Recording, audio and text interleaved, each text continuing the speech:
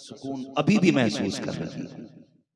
का जब प्याला सच्चा था फिर ख्वाब भी सच्चा है। उसके बाद कहती है कि फिर बातें हुई, औरतें कहने लगी मक्का चलते हैं बच्चे लेने के लिए। मैंने अपने सरताज से कहा चलो हम भी चल के देखें। कहने लगी क्या करोगे, सवारी तो खुद कमजोर है। 2 सवारियां हज़रत हलीमा सादिया के पास थी। कितनी सवारियां थी? सारे बोले कितनी? फरमाती एक ऊंटनी और एक गधी, 2 सवारियां थी। कहती हमने सामान लादा गधी पे सवार हुए ऊंटनी पे और अपने सरताज के साथ मैं कबीले से निकली। कहती वो जो औरतें थी ना 12-13 वो भी मेरे साथ थी। मैं उनके साथ निकली लेकिन उनकी सवारियां इतनी तेज थी कि मैं पीछे रह जाती थी। कहने लगी कई बार ऐसा हुआ। आखिरकार वो कहने लगी हलीमा हमारे साथ चलना है तो चलो वरना हमें जाने की इजाजत दो। मैंने पूछा क्यों? तो उन्होंने कहा कि पानी पीने का खत्म होता जा रहा है, अगर हम तुम्हारे साथ इंतजार करेंगे तो हम पीछे रह जाएंगे। ये बात कही तो कहा मैंने इजाजत दे दी, जाओ तुम चली जाओ। उनकी इजाजत ली, वो चली गई, मैं पीछे रह गई। कहती जब हम मक्के पहुंचे तो आधी रात गुजर चुकी थी, आधी रात गुजर चुकी थी और ये जो औरतें थी बच्चे लेके वापस आ चुकी थी। बहुत गौर से सुनना, कहती बच्चे लेके वापस आ चुकी थी। मैं जिस दरवाजे पे जाती कहती बच्चे तो जा चुका है, हमारा बच्चा तो जा चुका है। फिर मैं परेशान हो गई, मैंने कहा कोई बच्चा है? तो किसी ने कहा एक बच्चा बाकी है जिसे कोई इसलिए नहीं लेके गया कि उसके सर पे बाप का साया नहीं है। ये हजरत हलीमा सादिया कहते हैं। ये कहा गया कि उस बच्चे को इसलिए सब छोड़ गए कि उसके सर पे बाप का साया नहीं है। हजरत हलीमा अपने सरताज से कहती है सरताज कोई बच्चा ही नहीं बचा, एक यतीम है। खाली जाते हुए तो हया आ रही है, अगर आपकी इजाजत हो तो मैं उस यतीम को साथ ना ले लूं। हजरत हलीमा कहती मैंने इतनी बात कही, सरताज कहने लगे चलो खाली लौटने से तो यही बेहतर है उस यतीम को साथ ले लो। कहने लगी फिर मैं क्या करती? कहने लगी मैं बड़ी परेशान थी। फिर मैं जाके हरम काबा में गई और मैंने जाके खिलाफे काबा थामा। मैंने कहा था एक कायनात के बनाने वाले तू जानता है गुर्बत कितनी है, तू जानता है कि मेरे बच्चे भी भूखे हैं, मेरे सब कबीले के अंदर इतना बड़ा कहत है कि जानवरों के लिए घास तक नहीं है। अगर मैं खाली गई मालिक बता तो सकी बच्चों का पेट कैसे पलेगा? ये सारे बच्चे लेकर के चली गई, मैं खाली हाथ कैसे जाऊंगी? कभी रो रही थी। इतने में आधी रात को किसी ने कारम के दरवाजे पे आके आवाज दे के कहा था है कोई दाया? जैसे ही जना सुना कहती खुशी का आलम ये था, मैं दौड़ पड़ी, मैंने नाम तक नहीं बताया, मैंने कहा मैं हूं ये कह के दौड़ी। जब जाके चेहरा देखा उसकी वजाहत बता रही थी, कोई सरदार कबीले का खड़ा है, उसका चेहरा बता रहा था, कोई बड़े कबीले का बड़ा शख्स है। जैसे मैं करीब गई उसने कहा दाया हो? कहा हाँ। उसने कहा नाम क्या है? मैंने कहा हलीमा। कहा जो तुम्हारा इंतजार था। अल्लाह अकबर। हजरत हलीमा कह रही है अब मैं सोच रही थी ये जो लेके जा रहा है कोई सरदार है, जब इसका बच्चा मिलेगा तो फिर मैं सोचूंगी मुझे क्या क्या ना मिलेगा, सोना मिलेगा, चांदी मिलेगी, हीरे जवाहरात मिलेंगे। कहा मैं सोच ही रखी थी। इतने में उसने मुड़ के देखा और कहा क्या सोच रखी हो? हीरे चांदी मिलेंगे? पहले सुन लो मेरे घर में जो बच्चा है वो यतीम है, बाप का साया नहीं है। फिर मेरे दिल ने कहा हलीमा ये तो वही यतीम निकला जिसको सब छोड़ के गए हैं। फिर मैं अपने आप को संभाला, पीछे पीछे चली, दरवाजे पे पहुंची, जाकर रुक गई। मैंने दरवाजा बजाया, इजाजत है? अंदर से सैयदा आमीना कहती है हलीमा आ जाओ, किसका इंतजार है? इतना सुना परेशान हो गई। अंदर जाकर कहती है खातून मैं पहली बार मक्के आई हूँ, न तुम मुझे जानती हो ना मैं तुम्हें जानती हूँ, ये बताओ मेरा नाम किसने बताया है? इतना सुनना था। हजरत आमीना कहती है सुनो, जिसने तुम्हें इस बच्चे का पता बताया है उसी ने हमको तुम्हारा नाम भी बता दिया। नारे तकबीर, नारे रिसालत, फैजाने आला हजरत मौलूदे मुस्तफा। बहुत गौर से सुनिएगा, अल्लाह अकबर। हजरत हलीमा सादिया गई, डर था, यतीम है। फरमाती मैंने जाके पूछा आपका ही बेटा है? हजरत आमीना ने कहा हाँ। किधर है? इशारा किया, वो पालने में लेटा है। फरमाती जब मैं पालने के करीब गई हुजूर के जिस्म अतहर के ऊपर हरीर का हरा कपड़ा पड़ा हुआ था।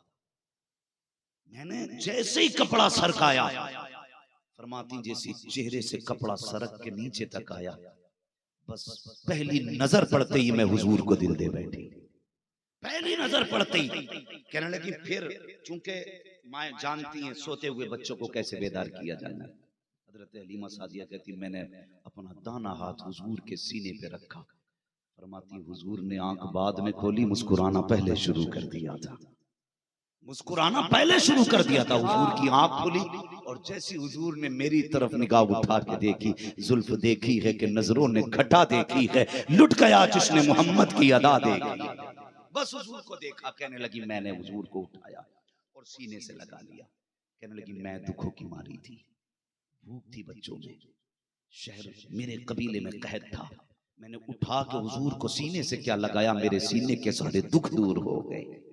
बस हुजूर को सीने से लगाया। हजरत आमीना फरमाती मैंने ना फिर देखा हजरत हलीमा सादिया हुजूर को सीने से लगा के ना, कहती मैं खो गई हुजूर में, मैं खो गई हुजूर में, बस फिर हुजूर में ही खो गई, मैं भूल गई मुझे करना क्या। कहा मैं हुजूर को सीने से लगा के बैठी थी, इतने में नबी की अम्मी फरमाने लगी हलीमा बच्चे को लेने आई हो? कहा हाँ। कहा जानती हो ये यतीम है? इतना कहते कहते सैयदा आमीना की आंखें बरस गई। जानती हो ये यतीम है, कोई औरत शायद इसलिए लेने नहीं आई कि इसके सर पे बाप का साया नहीं है। क्या सोच के लेने आई हो, क्या सोच के लेने आई हो? हजरत हलीमा सादिया के जुमले थे, आमीना अब ये ना पूछ क्या सोच के लेने आई है, ये बताओ ये मेरे हवाले करना है या इसकी गुलामी के लिए मुझे यहीं पे रखना है? कहा मैं इन्हें नहीं छोड़ सकती, या तो बेटा दे दो या गुलामी के लिए यही रख लो। हजरत हलीमा के अमीना फरमाने लगी ये यतीम जरूर है लेकिन बरकत वाला है, बरकत वाला है, लेके तो जा रही हो, संभाल के रखना, संभाल के रखना। ये वो है जब ये पैदा हुआ तो कोई कह रहा था कि इसको पूरब की भी सैर कराओ, पश्चिम की भी सैर कराओ। जब ये आया एक बादल के टुकड़े ने इसको मेरी गोद से ले गया और वापस लेके आया ना तो मेरे लाल के बदन से पानी के कतरे टपक रहे थे, पानी के कतरे टपक रहे थे। कहा जब वापस आए मुस्तफा पानी के कतरे थे, कोई कह रहा था कहां कहां लेके गए थे, तो किसी ने कहा हमने इसको पूरब की भी सैर कराई, पश्चिम की भी सैर कराई, उत्तर की भी सैर कराई, दक्षिण की भी सैर कराई, हमने इसको समंदरों में भी घुमाया है, हमने इसको सारे दरिया घुमा दिए हैं। कहा सबको बताया कि नहीं? तो कोई कह रहा था हमने कायनात को बता दिया है, इसे पहचान लो, आज के बाद जबान इसकी होगी, फैसले खुदा के हुआ। जिंदाबाद जिंदाबाद, अल्लाह अकबर। कहा ये इतनी अजमतों वाला बच्चा है, जबान इसकी होगी, फैसले खुदा के होंगे। हलीमा लेके जा रही है, संभाल के रखना। गोद में उठाया हजरत हलीमा, मारे खुशी के जब चली, सैयदा आमीना ने कहा पलट के एक बार और मेरे लाल को मेरे पास ले आओ। बड़ी बात होती है, मुश्किल बात होती है माँ का औलाद से जुदा होना। मैं दावे के साथ कहता हूँ खुदा की कसम हर दर्द आसान होता है, मगर औलाद को जुदा करना माँ बाप के लिए ये सबसे बड़ा दर्द होता है, सबसे बड़ा दर्द होता है।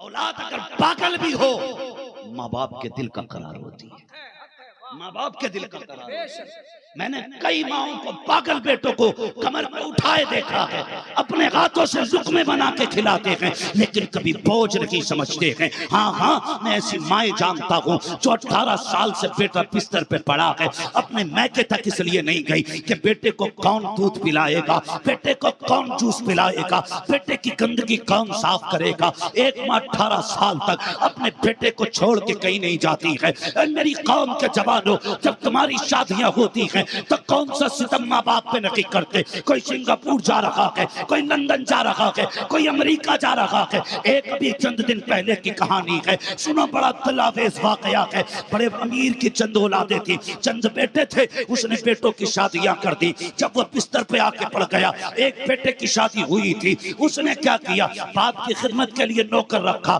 जब बाप की खिदमत के लिए नौकर रखा, नौकर से कहने लगा मैं अपनी बीवी के साथ पिकनिक पे जा रहा हूँ, याद रखना मेरे बाप की खिदमत में कमी ना हो।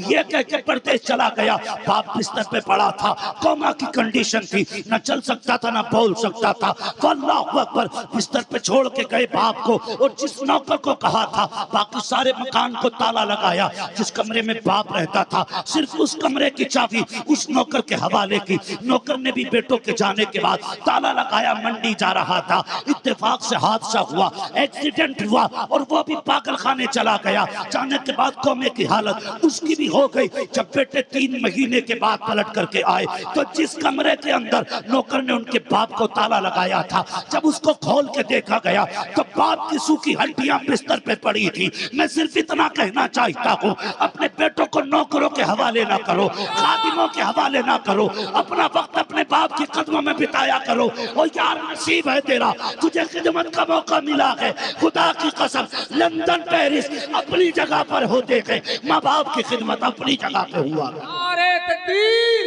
नारे रिसालत, इश्क मोहब्बत, अज़मते वालिदैन।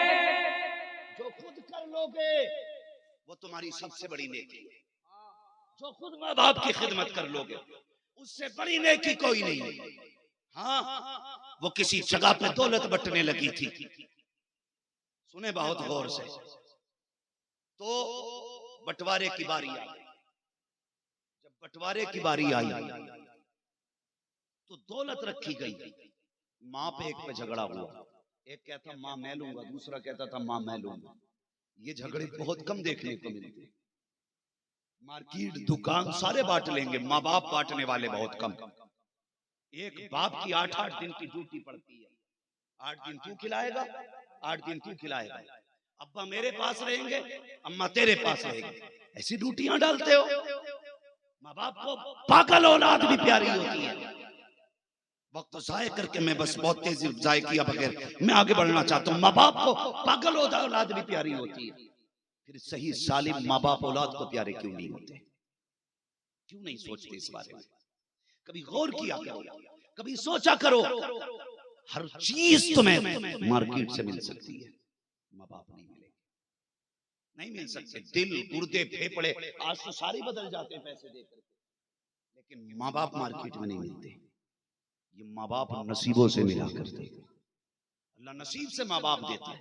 हजरत आमीना ने क्या कहा, खुदा की कसम, और फिर उनका बेटा जिनके बारे में मेरे इमाम ने कहा था, सरवर कहूं के मालिक और मौला कहूं तुझे, बाग़े खलील का गुले ज़ेबा कहूं तुझे, तेरे तो वस्फ़ है बेतनाही से है बरी, हैरान हूं मेरे शाह मैं क्या क्या कहूं तुझे। हलीमा लेके जा रही है ना, मेरे लाल की हिफाजत करना, जान से ज्यादा संभाल के रखना मेरे लाल को। आप फिक्र न करें बेटा, मुझे दे। जब लेके चली, बहुत गौर से सुनना, अल्लाह अकबर, लेके आई तो ऊंटनी जो थी ना वहीं पे बांध दी थी बाहर, हरम शरीफ के सामने ऊंटनी उनकी सवारी थी। लेके पहुंची, शोहर ने हुजूर का चेहरा देखा, खुशी से उछल पड़े, कहने लगे इस बच्चे का चेहरा देख के भूख भाग गई है, प्यास खत्म हो गई है, अगर इसका दीदार ऐसा है तो इसका कदम कैसा होगा। ये सोच के बहुत खुश हुए, अल्लाह का शुक्र अदा किया। जब हजरत हलीमा के शौहर सवारी पे बैठने लगे ना, तो आगे खुद बैठे चलाने के लिए, पीछे हजरत हलीमा हुजूर को लेके बैठने लगी। बैठ गई, अब सवारी को डंडे मार रहे हैं, लेकिन सवारी नहीं उठ रही थी, डंडे मारने लगे। अब पोता जा रहा था तो दादा भी दौड़ के आ गया। बड़ा गहरा रिश्ता होता है दादा और पोते का, बहुत गहरा रिश्ता। हाँ, इसलिए कि दादा पोते में अपने बेटे का बचपन देखते हैं, इसलिए दादा को पोता प्यारा होता है, क्योंकि पोते में उन्हें अपना बेटा दिखाई देता है। आई दौड़ के, देखा कि हजरत हलीमा के शौहर ऊंटनी के छड़ी मार रहे हैं। आपने कहा क्या बात है? कहा उठ नहीं रही है। फरमाने लगे ऐसे नहीं उठेगी। तो वो कहने लगे ऊंटनी हमारी है, हमें ज्यादा पता है। तो मुस्कुरा के मेरे नबी के दादा ने कहा ऊंटनी तुम्हारी है लेकिन पोता हमारा है। तुम ऊंटनी के बारे में जानते हो, हम अपने पोते के बारे में जानते हैं। का जनाब ये कमजोर है, जब तक टूटा ना जाए ये चलती नहीं। आपने फरमाया ना, ऐसा करो, हलीमा को आगे बैठाओ, मेरे पोते को उनकी गोद में दो। अब जब हलीमा हुजूर को लेके आगे बैठी ना, तो बिना इशारा किए ऊंटनी उठ के खड़ी हो जाती है। ये हजरत अब्दुल मुत्तलिब कहते हैं कि ये हमारे पोते की बात है। अल्लाह अकबर, बहुत गौर से सुने। फिर हजरत हलीमा ने जब फरमाती, खुद हजरत हलीमा कहती मैंने ना लिया तो हुजूर ने अपने हाथ में वो रस्सी पकड़ ली, जो ऊंटनी की रस्सी। मैंने इसलिए छुड़ा दी, हुजूर के नाजुक हाथ है, कहीं छूट ना जाए, कहीं इसमें उसके खराशे ना आ जाएं, जख्म ना हो जाएं। कहती फिर मैंने छुड़ाई, फिर पकड़ ली।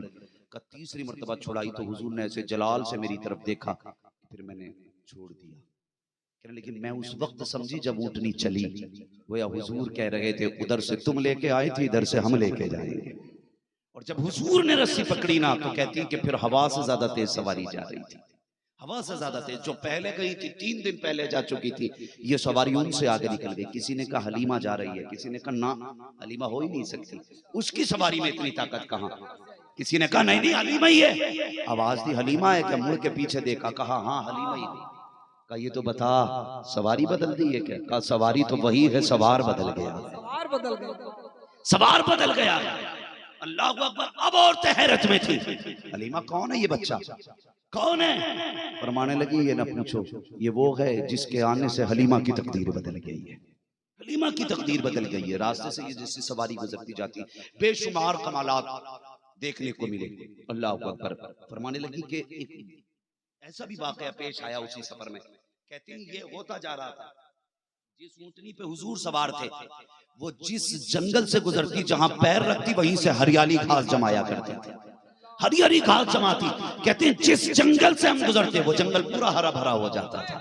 कहने लगे थक गए हम एक जगह सस्ताने के लिए बैठे, तो जिस दरख्त का सहारा लिया वो सूखा था। जैसे ही बैठी में हुजूर को लेके पूरे दरख्त पे हरे हरे पत्ते निकल आए। कहा ये कमालात देखे सारे हैरत में थे। कहती हूँ फिर और देखो आगे बढ़ी, एक औरत जो थी कुएं के किनारे बैठी रो रही।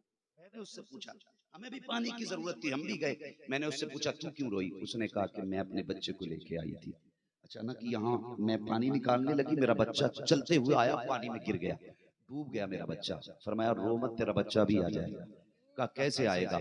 मैंने बच्चे को बचाने की वजह से जल्दी से रस्सी छोड़ी तो डोल रस्सी भी गिर गई, अब कैसे बेटा निकलेगा? आपने ना हुजूर के चेहरे से कपड़ा हटाया और कुएं की तरफ कर दिया। फरमाती कि जैसी कुएं ने चेहरा देखा उछाल मार के किनारे पे आ गए। कहते हैं कि जैसी पानी ऊपर आया बेटा किनारे पे आ गया। हजरत हलीमा ने फरमाया उठा ले तेरा बेटा है। खुदा की कसम उस औरत ने कहा था कौन है ये तेरे साथ, किसे लेके आई है? हजरत हलीमा ने कहा था मैं इन्हें साथ नहीं लाई हूँ, बल्कि मैं इनके साथ चल के आ रही हूँ, मैं इनके साथ चल के आ रही हूँ। बातें बहुत है, कहती मैं हुजूर को लेके आ गई। फिर क्या था? कई सारी बातें थी। कहती जिधर से गुजरते खुशबू फैलती, मैं हुजूर को लेके आ गई, मेरा घर रोशन। उस वक्त चिराग जलते थे, आज इतनी सारी लाइटें, उस वक्त तो चिराग मुश्किल से मिलते थे, चिराग नहीं होते थे।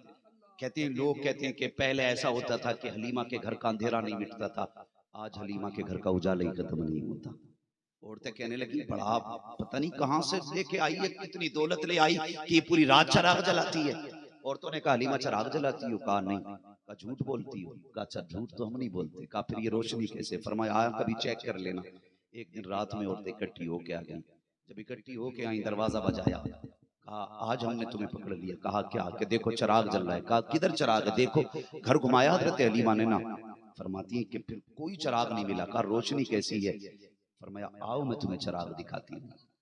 जब औरतों को लेके गई, हुजूर पालने में थे, जैसी रस्सी वो जैसी कपड़ा खसकाया, वो औरतें कहती हमने अपनी आंखों पे हाथ रख लिया, हुजूर के चेहरे से ऐसी रोशनी निकल रही थी कि चांद के अंदर से भी ऐसी रोशनी नहीं निकला करती। तो ये हुजूर के कदमों की बरकत। फरमाती मैं क्या बताऊं, जैसे बच्चे महीने में बढ़ते हैं हुजूर उतना एक दिन में बढ़ते थे, और जितने बच्चे साल में बढ़ते हुजूर उतना महीने में बढ़ते थे। कहते हैं कि हुजूर इतनी तेजी से बढ़ते जाते कि लोग हैरत करते थे हुजूर के रफ्तार को देख करके। अल्लाह अकबर। फरमाती हुजूर आए, पूरे कबीले की गरीबी खत्म हो गई, पूरे कबीले के। लेकिन फिर तो पूरी कबीले के मजे ही मजे आ गए, और इतना दूध जानवरों में होने लगा कि हम पी भी लेते थे और दूध बच भी जाया करता था। फरमाते कि इतना दूध मेरे घर के अंदर के सारे बर्तन भर जाते थे, लेकिन दूध खत्म नहीं होता था। फरमाती जो सबसे बीमार बकरी थी ना, उससे भी इतना दूध निकलता था कि घर में दूध के ठिकाने नहीं रहते थे। लेकिन जानते हो, फरमाती मेरे घर के जानवर भी हुजूर का इतना अदब करते थे कि हुजूर जब घर में आ जाते बकरियां बोलना बंद कर देती थी। 4-5 बकरियां तो इतनी शरीर थी, अगर हुजूर नहीं होते घर में पूरा घर सर पे उठा लेती थी। लेकिन जब हुजूर होते तो एक कोने में चुपके से बैठ जाती थी, एक कोने में चुपके से बैठ जाती थी। फरमाती एक दिन हुजूर सो रहे थे और एक बकरी चुपके से आई। मैंने ये सोचा शायद ये मार ना दे, मैंने बकरी को अपने हाथ से धक्का दे के पीछे हटाया। हजरत हलीमा कहती है मैंने धक्का दे के हटाया। कहने लगी बकरी बोलने लग गई, कहने लगी हलीमा धक्का ना दे, हलीमा धक्का ना दे, ये सिर्फ तुम्हारे रसूल नहीं है हमारे भी रसूल है, ये तुम्हारे रसूल नहीं है हमारे भी रसूल हैं, का मैं कदम चूमना चाहती हूँ। हजरत हलीमा शादी। और ये जो लोग कहते हैं ना हुजूर बकरियां चराने जाते थे, मैं कहता हूँ जरा जबान को लगाम दे और तहजीब से बोल, ये तूने ये तो देख लिया ये बकरियां चराने जाते थे, लेकिन ये नहीं देखा कि जाते किस शान से, जाते किस शान से थे। बकरियां उस वक्त तक नहीं चलती थी जब तक हुजूर आगे नहीं जाया। हुजूर जंगल के जानवरों को अपना दीदार कराने जाते और बकरियां पीछे पीछे जाया करती थी। खुदा की कसम मेरे नबी ने फरमाया मैं सारी कायनात के लिए रसूल बन करके आया। ये मत सोचना किसी एक जमात एक तबके के लिए, मैं कायनात के लिए रसूल बन करके आया। और खुदा की कसम ये हजरत हलीमा सादिया फरमाती है मैंने देखा कि जानवर हुजूर के कदमों में आके सजदा करते थे, हुजूर के कदमों में आके जानवर सजदा करते थे। और शक सदर भी हुआ, बहुत सारी बातें हुई। उसी बीच में घबरा गई हजरत हलीमा सादिया, एक बार शक सदर हुआ, लेके हुजूर को जाने लगी, लेके हुजूर को जाने लगी। तो किसी काम से रफ़े हाजत के लिए चली गई और हुजूर वहीं से कहीं चले गए, कहीं चले गए। अल्लाह अकबर। फिर हुजूर नहीं मिले, बड़ी परेशान हो गई, पलट के गई। फिर एक रिवायत में यूं भी आया कि हजरत अबू तालिब वापस उस जंगल में आए, अब्दुल मुत्तलिब वापस उस जंगल में आए। और फिर दूसरी रिवायत में यूं भी है कि नहीं, इधर से अबू जहल का गुजर हो रहा था, इसने हुजूर को उठाया और लेके चला। मगर इसके बारे में भी ये रिवायत मौजूद है कि जब इसने पीछे बैठा के चलना चाहा हुजूर को, तो इसकी सवारी नहीं आगे बढ़ी, इसने आगे बैठाया तब हुजूर को सवारी आगे चली है इसकी। ये ऐसे कितने सारे मामलात लोगों ने देखे। मगर खुदा की कसम जो मैं बताना चाहता हूँ, हजरत हलीमा सादिया के पास हुजूर 6 साल की उम्र में वापस पलटे। बहुत कम अम्मी के साथ हुजूर रहे। उसी बीच में अपनी वालिदा के साथ फिर ये मदीना शरीफ भी आना हुआ। हुजूर 1 से 1.5 महीने तक मदीना शरीफ में रहे। सहाबा इकराम फरमाते हैं कि हुजूर पूरी जिंदगी मदीने शरीफ की इस मुद्दत को बयान करते रहे। हुजूर देख याद कर करके उन दिनों को रोया करते थे। फरमाया करते थे मैं इस गली से अपनी माँ के साथ गुजरा था, मैं इस कुएं में आके तैरता था जब मैं अपनी माँ के साथ आया था। ये हुजूर याद करके रोते थे अपनी माँ के साथ के सफर को। फरमाते हैं फिर वक्त बदलता गया, वापसी में माँ के साथ आ रहे थे, रास्ते में वालिदा का भी इंतकाल हो गया। तारीख में ये पहली ऐसी कब्र थी जो हुजूर ने अपने हाथ से बनाई है। अल्लाह अकबर। अपने हाथ से कब्र बनाई। और हजरत उम्मे ऐमन बयान फरमाती कि मैं जब हुजूर को लेके वापस पलट आई ना, तो हुजूर मुड़ मुड़ के अपनी माँ की कब्र को देख रहे थे। अल्लाह अकबर। ये दौर गुजरा है तारीख का कि पैदा होने से पहले बाप का विशाल हुआ, 6 साल की उम्र में माँ का जनाजा उठ गया। उस वक्त हुजूर ने माँ की कब्र बनाई थी जब कोई उस जंगल में कंधा देने वाला नहीं था, मिट्टी देने वाला कोई और नहीं था। सिर्फ हुजूर अपने हाथ से माँ की कब्र बनाते जाते और अपने आंसुओं से माँ की कब्र पे बारिश करते जाते। अगर माँ ने इतना जमाना पाया होता, ऐलान नबुव्वत के बाद अगर सैयदा अमीना का विशाल होता, लोग उनकी कब्र पे फूलों की गठरियां लेके हाजिर होते। इतने फूल आते कि मिट्टी चुप जाती फूलों के नीचे। लेकिन उस जंगल में हुजूर ने कब्र बनाई जब कोई जानने वाला नहीं था, उस वक्त में कब्र बनाई। ये हालात रखे गए, दौर बदला। अल्लाह अकबर। फिर आप यहाँ से हिजरत यहाँ से चले, फिर दादा की गोद में आ गए 8 साल की उम्र में। जब आपकी उम्र शरीफ 8 बरस हुई है तो फिर आपके दादा का भी विशाल हुआ। तारीख के अंदर ये बात मिलती है कि तारीख के अंदर हुजूर को लोगों ने दीवार से लग के रोते देखा।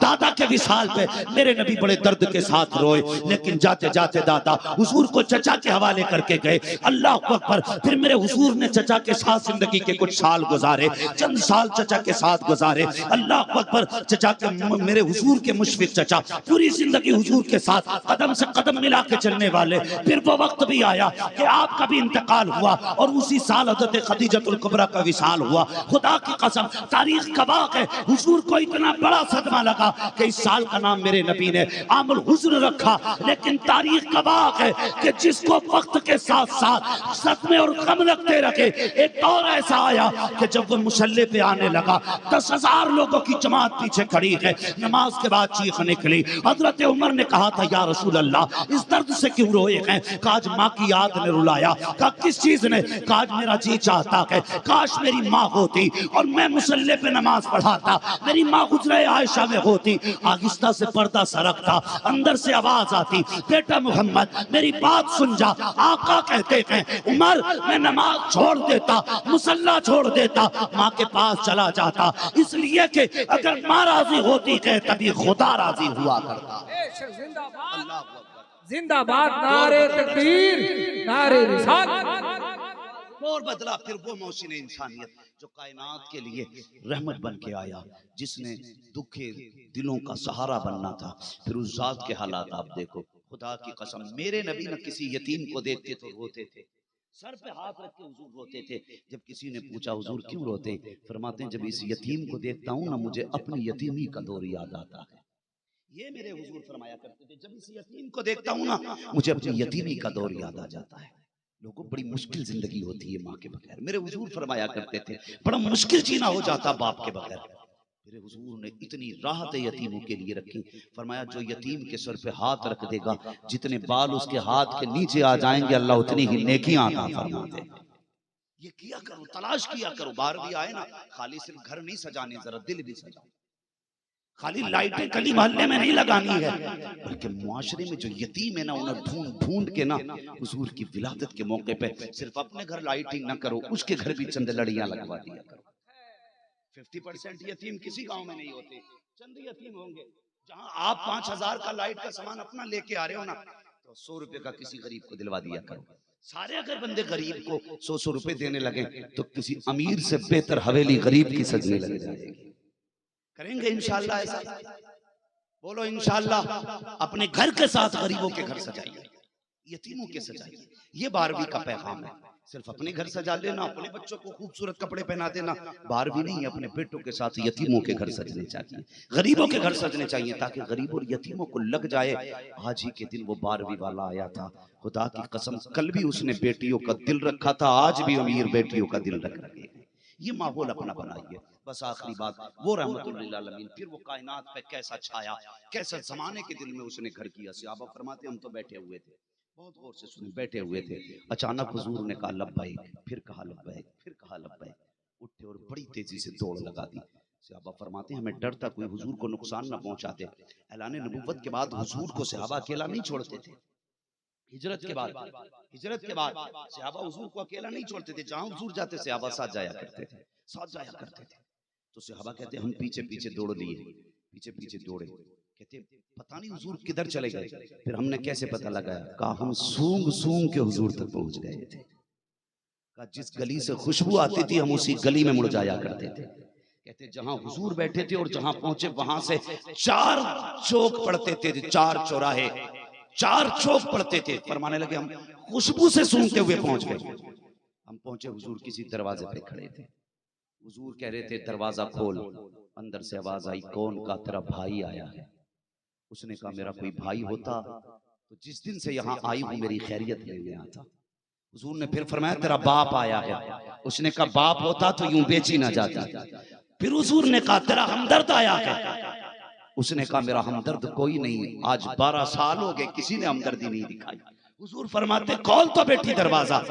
जैसे उस सहाबा कहते हैं उसने दरवाजा खोला ना, अंदर एक रोती हुई बच्ची थी। कहते हुजूर हमारी महफिल में बैठे थे, हमारी महफिल में, और वहां वो रो रही थी। हुजूर जाके कहने लगे तूने कहा नहीं था अभी मेरे भाई? तो मैंने कहा था लब्बैक। तूने कहा था मेरे बाप कहाँ गए? फिर मैंने कहा था लब्बैक। तूने कहा था कोई है मेरा हमदर्द? तो मैंने कहा था लब्बैक। जितने सहारों को तूने आवाज दी थी उतना सहारा बन के मैंने जवाब दिया था। फरमाने लगे बता बात क्या है? बच्ची रोने लगी। उसने कहा सुने बात ये है, मैं छोटी थी, मेरा बाप मुझे बाजार में बेच गया, बहुत छोटी थी तब बेच के चला गया, और जब से ये खरीद के लाए हैं ये मुझसे इतना काम कराते हैं कि मेरे वजूद से ज्यादा मेहनत पड़ती है। कहा आज क्यों रोई? कहा ये देखो चक्की है, ये जो है ये पिसनी है, अगर नहीं पिस पाई तो मालिक मारेगा, पीसती हूं तो सर में दर्द। अल्लाह अकबर। हुजूर ने इतना सुना, नबूवत वाली आंखों में आंसू आ गए। हुजूर की आंखों में आंसू आ गए। क्या रिश्ता था इससे हुजूर का? बहन की, खानदान की थी, बरादरी की थी, कोई रिश्ता नहीं है। पता नहीं कहां का बाप कहां बेच के गया। लेकिन दर्द देखें, आज लोग सगी बहनों पे कितनी मेहरबानी करते हैं। का इलाज के लिए दे तो दिए 2000 रुपए, तुझसे भीख मांगने आई थी। सगी बेटी को 5000 दे के कहता दे तो दिए 5000 रुपए, भिखारन है ये कोई? खुदा की कसम मदद ऐसे किया करो जैसे मदीने वाले ने। ये नहीं कहा चल बिलाल चक्की पीस दे, ये नहीं कहा चलो अबू बकर तुम इसकी जो पीस दो। फरमाने लगे मालिक किधर है? कहा फला पहाड़ी पे रहता है। हुजूर ने फरमाया बिलाल जितना पिसा हुआ आटा इसको इकट्ठा अलग करें। उमर ये जितना बिना पिसा जो है इसको अलग बांधे।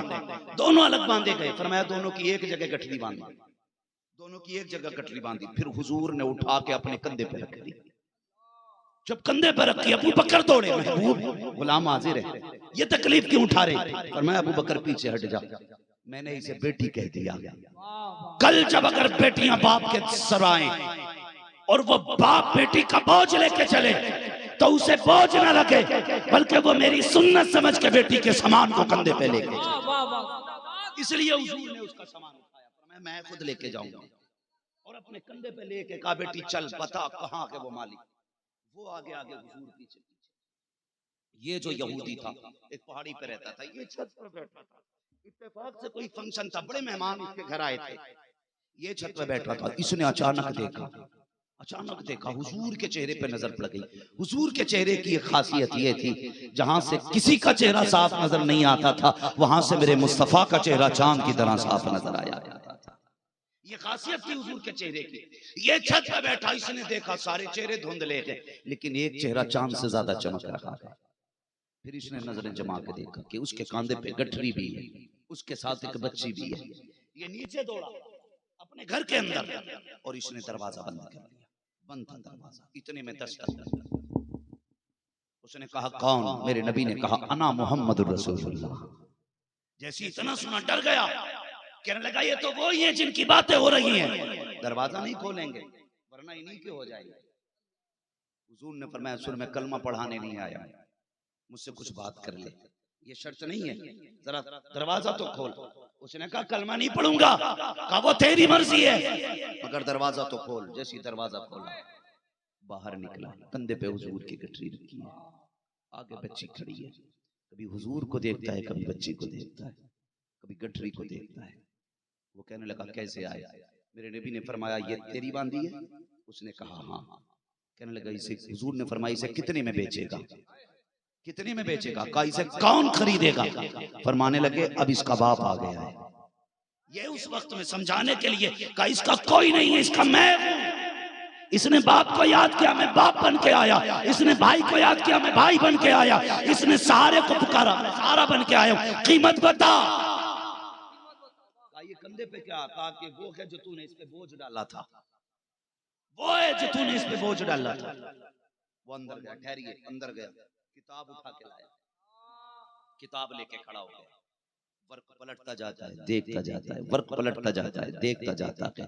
उसके बाद सारी निशानियां मिल गई। अंदर गया, सारे रिश्तेदारों को लाया, कहा यार जरा खड़े तो हो और मुझे बताओ। कहा देखो मेरी किताब कह रही है कि आखिरी पैगंबर होंगे उनका चेहरा ऐसा होगा, देखो इनका चेहरा वैसा है कि नहीं। मेरी किताब बता रही है कि वो इतने मेहरबान होंगे कि वो गुलामों को आजाद कराएंगे, इतने मेहरबान होंगे कि वो एक गुलाम की गठरी अपने कंधे पे लाएंगे और उसके मालिक से अपना पैसा दे करके उसको आजाद कराएंगे। कहा ये सारी बातें सच्ची है? कहा हाँ सच्ची है। उसने गठरी एक तरफ, उसने किताब एक तरफ रखी और कहने लगे जनाब सिर्फ इसे आजाद कराने आए हो या मुझे भी आजाद कराने आए हो? कहा तुझे किस चीज की आजादी? कहा इसे गुलामी से आजाद करा रखे हो और मुझे कुफ्र से आजादी दे के अपनी गुलामी में ले। जिंदाबाद नारे तकबीर, नारे रिसालत, शाने मुस्तफा। इतनी बड़ी नेमत आई हुजूर शक्ल में हमारे पास। फरमाया गया वामा भी नेमत रब्बी का फातिश, अपने रब की नेमतों का खूब खूब चर्चा करो। आला हज़रत ने कहा हश्र तक डालेंगे हम पैदाइश मौला की धूम। कोई करे न करे हम उन पर भी मनाएंगे, कोई जुलूस निकाले ना निकाले हम निकालेंगे। किसी के दरवाजे पे झंडा लगे ना लगे, सुन्नियों के दरवाजे पे झंडा लगेगा। लगेगा नहीं इंशाअल्लाह? लगेगा। हम सारे झंडे अपनी जगह पर, मुस्तफा की पैदाइश का झंडा अपनी जगह पर। मगर हैरत होती है लोग सारे झंडे लगा लेते हैं, हुजूर का झंडा नहीं लगाते। जबकि झंडे पहचान होते हैं। ताहिर रजा तुम्हारे रामपुर में झंडा लगे साइकिल का, तो लोग कहते हैं समाजवादी पार्टी से ताल्लुक, आजम खान वाला है कि नहीं? साइकिल का झंडा लगे तो कहते हैं आजम खान वाला है। पंजे का झंडा लगे लोग कहते हैं हाँ, अगर फूल वाला झंडा लगे कहते हैं मोदी जी का आदमी है। मैं कहता हूँ गुंबद खजरा का झंडा लगे लोग कहते हैं मदीने वाले का आदमी। इसलिए अपनी पहचान बना के रखिए, झंडा जरूर लगना चाहिए। हम लोग सफर करते हैं, अक्सर ट्रेनों में सफर होता है, तो जहाँ झंडे नहीं होते हम समझ जाते हैं झंडा ना। दो ही चीजों से पहचान होती है, एक मीनार से, मीनार बता देते हैं मुसलमान रहते हैं, झंडे बता देते हैं मुसलमान रहते हैं। तो झंडा इस्लाम की पहचान है, इसलिए हर दरवाजे पे झंडा होना चाहिए। लगेगा इंशाअल्लाह, जोर से बोलो, लगेगा कि नहीं? हम तिरंगा इसलिए लगाते हैं कि हमारे मुल्क का झंडा है, हिंदुस्तान आजाद हुआ तो हम तिरंगा लहराते हैं। कायनात जुल्म से आजाद हुई इसलिए मदीने वाले का झंडा लगाया जाता है। इसलिए इंशाअल्लाह सुबह क़यामत तक जब तक हमारी नस्लें बाकी रहेंगी, हुजूर की विलादत का झंडा झंडा झंडा लगता रहेगा। ये हमारे जहूर भाई बैठे हैं, भुवनेश्वर से ताल्लुक है इनका। मुझे इनकी एक बात सबसे अच्छी लगती है, सुबह शादी के वक्त सबसे पहले झंडा लहराया जाता है, उसके बाद दिन में प्रोग्राम और जुलूस होता है। ये मिजाज बना लो, जैसी सुबह शादी को सारे लोग पहले झंडा लगाएंगे इंशाअल्लाह, परचम कुशाई की रस्म अदा की जाए, उसके बाद जलसे प्रोग्राम होने चाहिए। वह अम्मा बिनिअमति रब्बी का फातिस, अपने रब की नेमतों का खूब चर्चा करो। हम जब तक जिंदा रहेंगे हम अपने महबूब के तज़किरे करते रहेंगे। हमारी एक एक सांस उनकी गुलामी में, जिस्म का एक एक बाल उनका गुलाम है, एक एक रूंगटे पे उनका एहसान है। जब तक हम जिंदा रहेंगे मदीने वाले की बातें करते रहेंगे। वो कहा था किसी ने, नात खानी मौत भी हमसे छुड़ा सकती नहीं, कब्र में भी मुस्तफ़ा के गीत गाते जाएंगे। बस जो हुए अगलात माफ़ फरमाए रब्बे कायनात। जिंदगी ने दिया साथ, फिर होगी मुलाकात।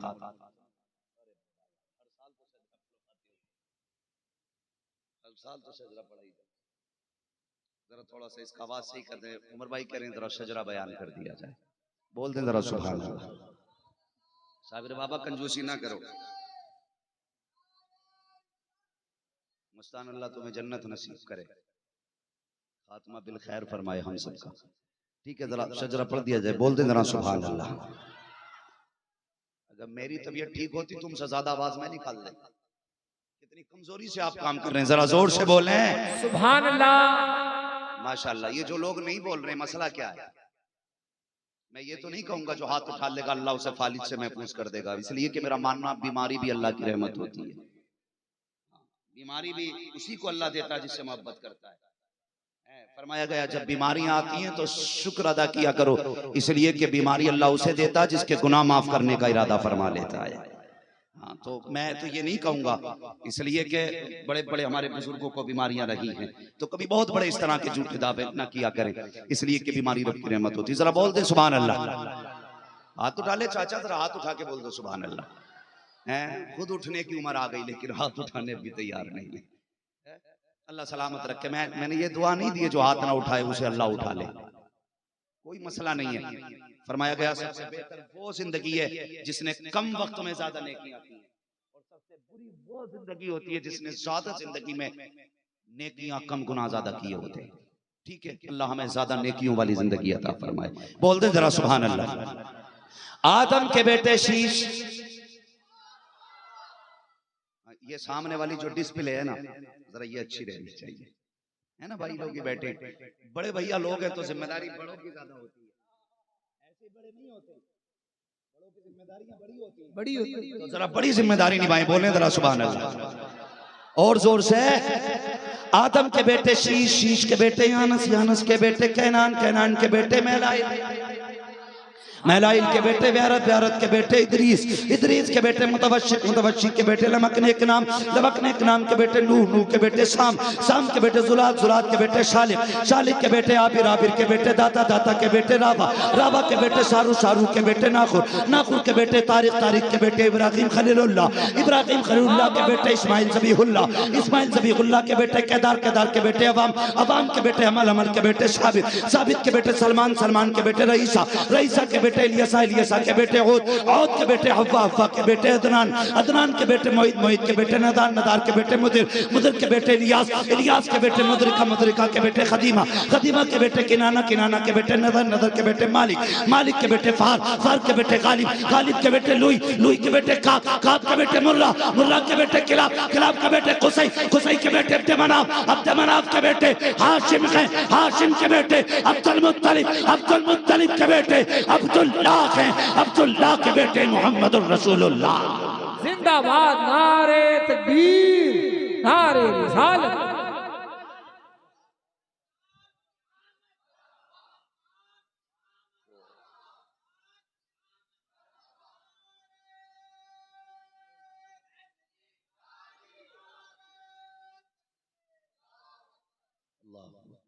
बस अब सारे लोग मेरे साथ पढ़ लीजिए, ला इलाहा इल्लल्लाह मुहम्मदुर रसूलुल्लाह वमालिना इल्लल बलाग। अस्सलामु अलैकुम व रहमतुल्लाहि व बरकातहू। बैठे रहिए चंद शेरों के लिए भाई ताहिर रज़ा साहब। इस तरह से सबको आपने इंसाफ के साथ सुना है। इस महफिल की यही खासियत है, यहाँ किसी का दिल नहीं तोड़ा जाता है। माशाअल्लाह।